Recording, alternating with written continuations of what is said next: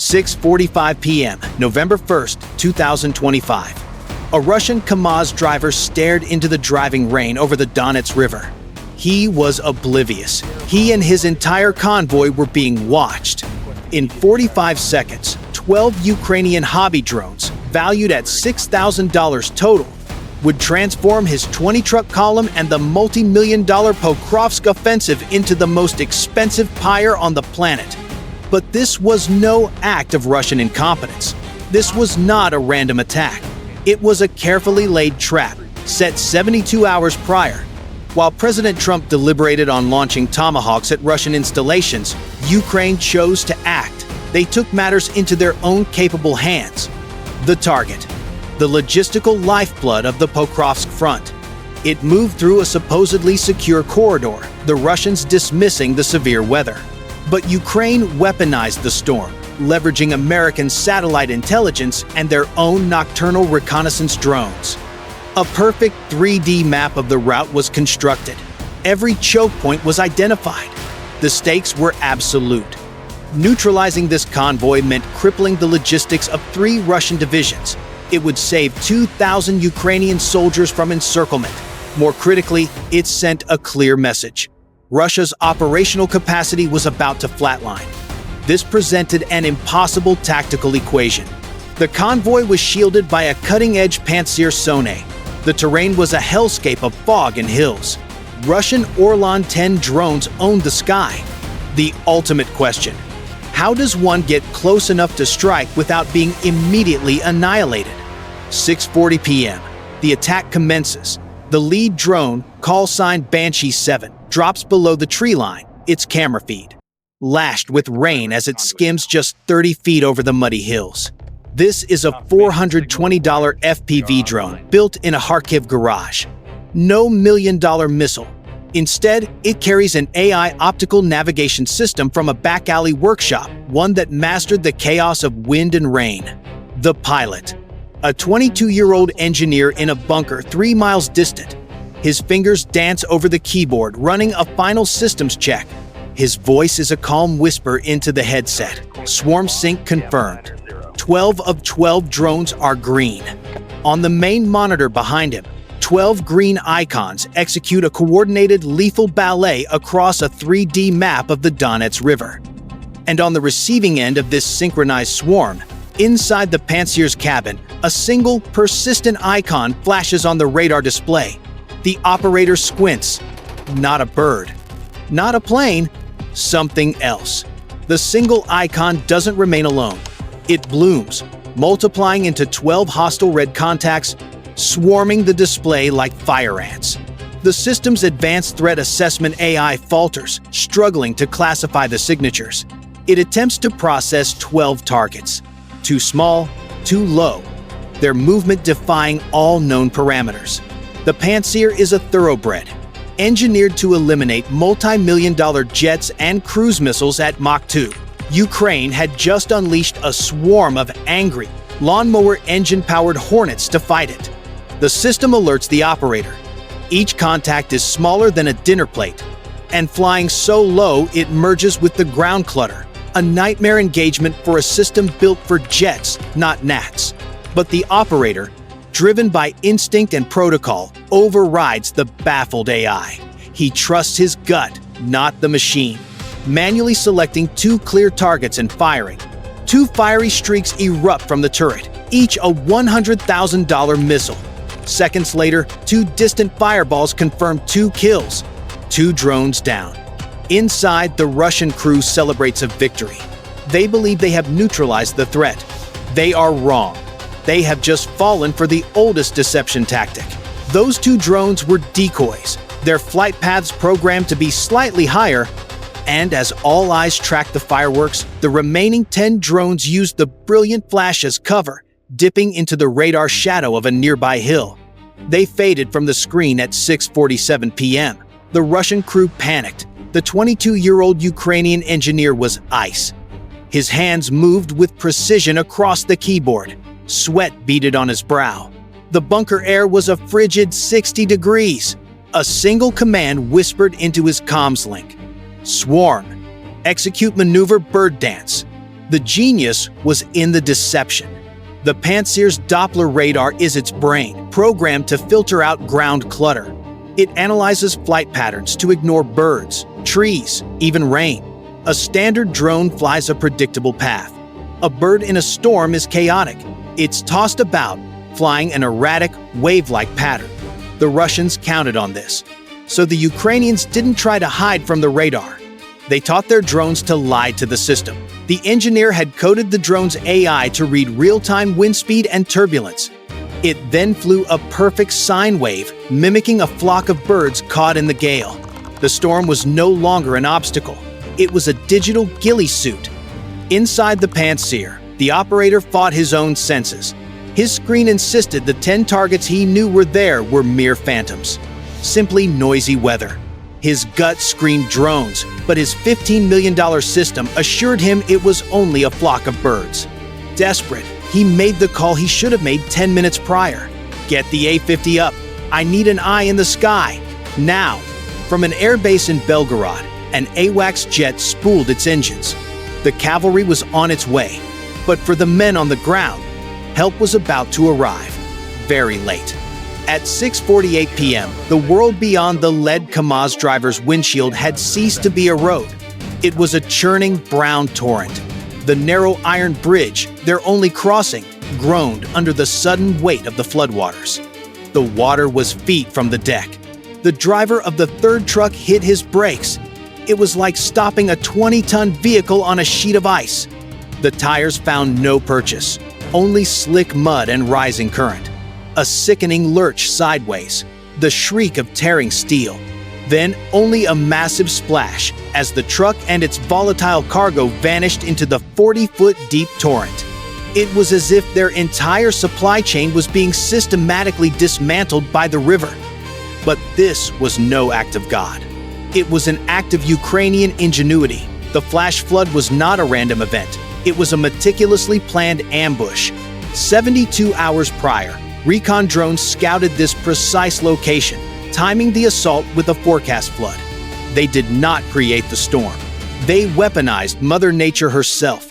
A predictable autumn rain became a tactical asset, creating a dense fog that obscured Russian optics. And a flash flood that turned their only escape route into a death trap. As the ground crews realized the river itself was the enemy, a new threat emerged from the sky. High above, a drone with a 6-pound payload, call sign Gogol-M, arrived at its target coordinates. Like a miniature B-52, its underwing pylons released their cargo. 4 smaller FPV drones detached from its wings. Their propellers screamed to life. They dove like hawks into the chaos below. The Gogol-M had released its deadly brood. Their target, the lead truck. At 6:49 p.m., the Russian operator, no longer trusting the ghosts on his screen, switched to pure thermal optics. He acquired a lock, Banshee 7, the lead attacker. This time, there was no confusion, no algorithm, just a man, a target, and a trigger. He fired. A $300,000 missile screamed into the night. In the Ukrainian bunker, the calm shattered. A high-pitched tone blared from the console. A warning flashed across the screen. Salmon coming! Lock detected. The engineer had less than 3 seconds. He did not hesitate. He barked the command. Banshee 7. Deploy decoy. Now, the drone doesn't use a flare. It does something smarter. It ejects a small pod on a 200-foot tether, an ALE-50 towed decoy. The pod ignites. It burns hotter, brighter than the drone's own engine. A magician's sleight of hand at Mach 3. Like trying to tackle a running back, only for him to pitch the ball to a faster player at the last second. The missile is a creature of pure instinct, heat-seeking. It doesn't hesitate. It acquires the new, more tempting target and changes course, slamming into the decoy. A brilliant flash erupts, drawing the missile into a harmless burst against the rain-soaked sky. Inside the Pantsir, the operator watches his kill shot become another miss. He slams a fist onto the console, cursing under his breath. He has been outmaneuvered. Again, Ukraine just spent $2,000 on a decoy to defeat his $100,000 missile. It's a brutal lesson in the economics of modern war. As the smoke from the decoy clears, the camera feed from Banshee 7 stabilizes. It is still airborne, and it's now locked on the lead Kamaz truck just 500 feet away. Its mission timer reaches 0. The final countdown begins. 3, 2. At 1850 hours, the countdown hits 0. Banshee 7 doesn't just crash into the lead truck, it performs surgery. The 3-pound PG-7 V-shaped charge focuses its entire blast into a single, white-hot jet of plasma. It punches through the truck's fuel tank like a hot knife through butter. 1,000 gallons of diesel don't just burn, they detonate. A monstrous fireball erupts, vaporizing the entire front of the bridge. It reaches 1,800 degrees Fahrenheit in under a second. But that inferno is only the appetizer. The main course is the 5 tons of artillery shells and rockets sitting in the truck right behind it. As the heat wave hits, the ammunition begins to cook off. A spectacular, lethal chain reaction. The shock waves act like a massive hydraulic ram, shoving the burning wreck of Truck 2 into Truck 3. The steep, muddy 30-degree slope does the rest of the work. One after another, 20-ton trucks slide sideways into the raging river below, exploding as they go. A symphony of fire, steel, and shattered overconfidence. From orbit, the Maxar satellite sees a new man-made volcano erupting in eastern Ukraine, spewing a column of black smoke 2 miles into the atmosphere. The convoy's entire front half is now a twisted, burning scrapyard sinking into the Donets River. But what of the last few trucks? The ones still waiting to cross the bridge? Did they just become the luckiest men in the Russian army? Or is their turn next? At 1852 hours, the last drone, Hornet 12, circles high above the carnage. It isn't attacking, it is filming. In glorious 4K, it zooms in on the apocalyptic scene below. Burning truck chassis slide into the river. Ammo cooks off in secondary explosions. The silhouettes of soldiers scramble up the muddy banks, their escape illuminated by their own burning supply line. Let's tally the score. 8,000 gallons of fuel, gone. 5 tons of ammunition, gone. An estimated 40 Russian soldiers fighting for their lives in a river of fire. All of it erased in just 7 minutes. Ukraine didn't need a $2 million Tomahawk missile. They just needed 12 $500 drones. And a hostile weather forecast. The result? Russian logistics for the entire Pokrovsk front go offline for the next 48 hours. Back in the Kyiv control room, the chaos on screen is met with deafening silence. The 22-year-old engineer stares at his monitor, his hands frozen above the keyboard. A single line of green text flashes on the main screen. Mission complete. Target destroyed. For a moment, nobody breathes. Then the bunker erupts. Engineers leap from their chairs, embracing and screaming, their voices raw with triumph. The young engineer leans back, a slow grin spreading across his face as he joins the chorus. 2 words, shouted into the smoke, sealed the fate of a Russian offensive. Slava Ukraini. The chaos of the engagement is over. Now, the after-action report. The cold, hard physics of the kill. To understand the brilliance of this strike, we must deconstruct the event frame by frame. A dissection, second by agonizing second for the Russians. The attack's genius began with the fuse. The drone's PG-7 volts warhead was armed with a 0.5-second delay. A seemingly minor detail, but it was the difference between a near miss and a confirmed kill. That half-second was the precise window needed. The warhead penetrated the fuel tank, then detonated. The blast was contained inside the diesel, not wasted on the armor. Upon detonation, 1,000 gallons of fuel did not simply ignite. They flash vaporized.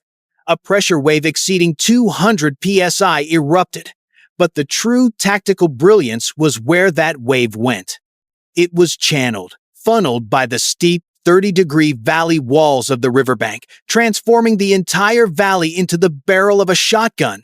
That focused blast wave, a literal wall of force, became a hydraulic ram. It slammed the first burning truck into the second, a vehicle carrying 5 tons of ammunition.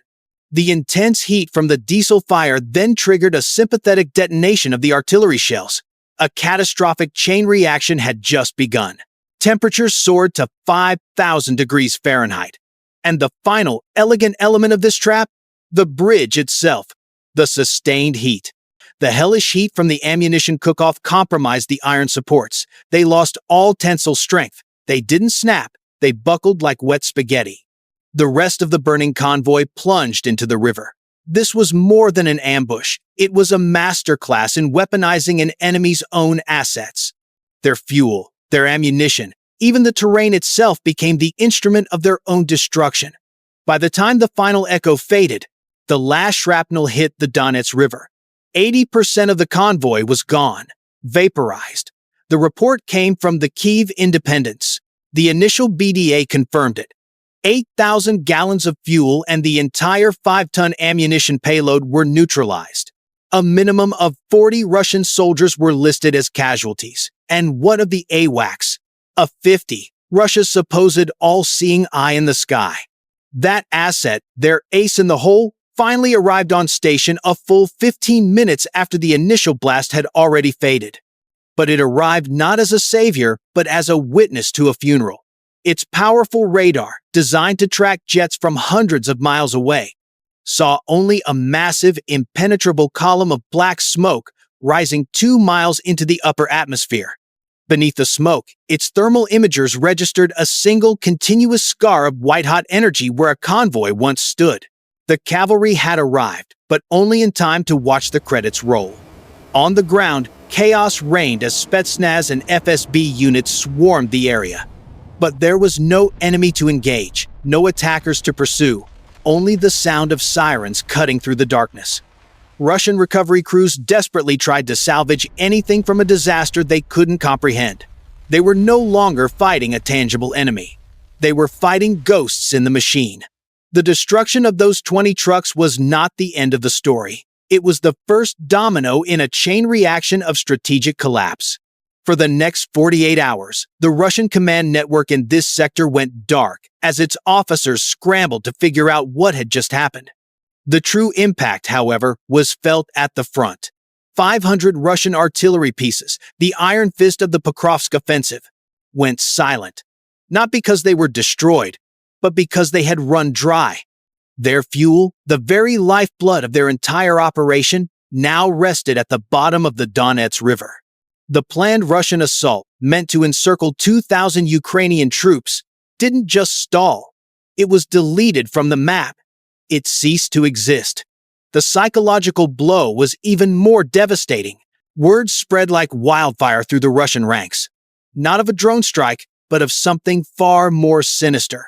They began to whisper about Ukrainian weather. Ghost UAVs materialized from nowhere, unseen by their most advanced systems. When the Kremlin was briefed, the reported reaction was volcanic. He demanded to know how a $15 million defense grid was neutralized by a squall. The paranoia gripping the high command was palpable. The order came down. All resupply convoys halted for 2 days. A decision that left their own forward elements cut off, starving for resources. The field commander was trapped. His supply line a column of fire, his only bridge destroyed. The choice: face the Kremlin's fury or advance into the kill box. For those men, the real fight had just begun.